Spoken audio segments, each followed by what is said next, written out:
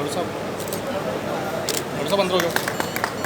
वर्षों में मोदी जी के कार्यकाल में एक क्वांटम जंप हमारी अर्थव्यवस्था को भी मिला है, हमारे व्यापार में प्रगति भी हुई है और उसी का कारण है कि आज सारा विश्व भारत के सामर्थ्य को, भारत की क्षमता को मानने लगा है, उसको सम्मान की निगाहों से देखता है और मोदी जी विश्व के सबसे कद्दावर नेता बनकर के उतरे हैं। और ये बात हम नहीं कह रहे, ये सिर्फ भारतीय जनता पार्टी नहीं कह रहा, इसको वैश्विक मापदंड इस बात को स्वीकार कर रहे हैं। ग्लोबल इनोवेशन इंडेक्स में हम 41 पैदान जंप करके 81 से 40वें दर्जे पर आ गए।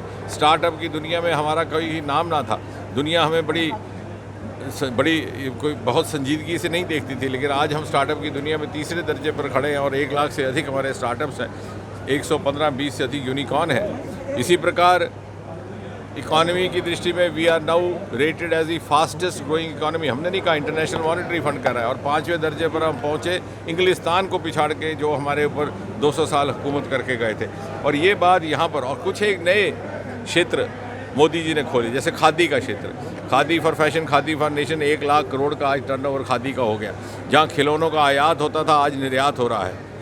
जहाँ अगरबत्ती का सारा रॉ मटेरियल हिंदुस्तान से जाता था, 4-5 हज़ार करोड़ की तजारत होती थी, सारी अगरबत्ती वियतनाम, कोरिया से आती थी। मोदी जी ने इंडियन फॉरेस्ट एक्ट जो 100 साल पुराना, उसमें संशोधित किया, बैम्बू को उसके दायरे से बाहर निकाला। आज स्थिति ये है कि बैम्बू हमारे यहाँ से डोमेस्टिक प्रोडक्शन हो रहा है।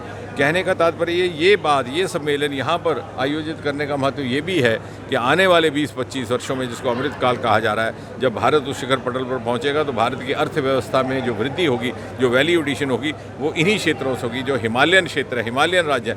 और उसका उदाहरण आपने देख लिया, अरोमा मिशन, पर्पल रेवोल्यूशन, जिसका जन्म जम्मू कश्मीर में हुआ है।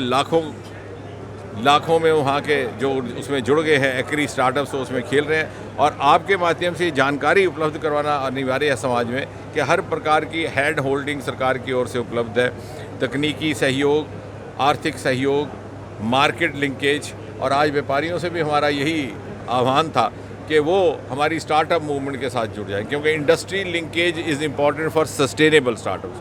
और हम चाहते हैं कि इंडस्ट्री एक इम्पॉर्टेंट स्टेक होल्डर बन करके शुरू से इस मुहिम के साथ जुड़े और एक सिनर्जी के साथ हम काम कर सकते हैं। जब हमारी अर्थव्यवस्था में जम्मू कश्मीर की भूमिका रहेगी, योगदान रहेगा, तो जहाँ अरोमा मिशन का रहेगा, यहाँ कैनाबिस का भी रहेगा।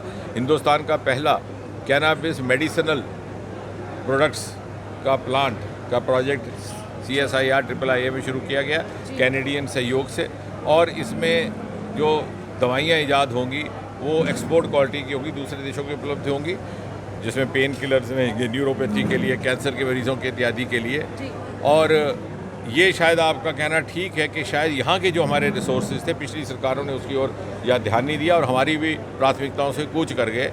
और इसलिए हमारे लिए भी समाज में जाकर के ये बात रखना अनिवार्य है कि हमारे जो एक्सक्लूसिव डोमेन्स हैं, हम उसका ध्यान दें।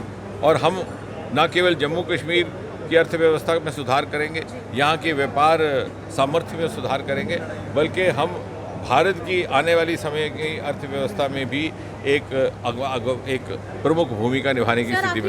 ये कि ये जो आज का व्यापारी सम्मेलन है, क्या ये ब्रिज का काम कर सकता है? निश्चय मुझे लगता है कि समाज, व्यापार वर्ग समाज का एक अनिवार्य हिस्सा है, उसको अलग से नहीं देखना है। और आने वाले समय में ये पब्लिक प्राइवेट की जो लकीरें हैं वो जाती रहेंगी।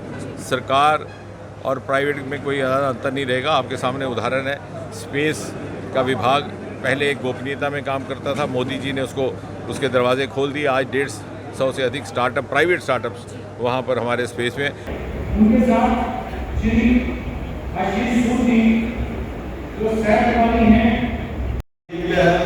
आप सबका स्वागत है और आप सबका धन्यवाद है कि इस आप सब उससे अवगत है एक के बाद एक।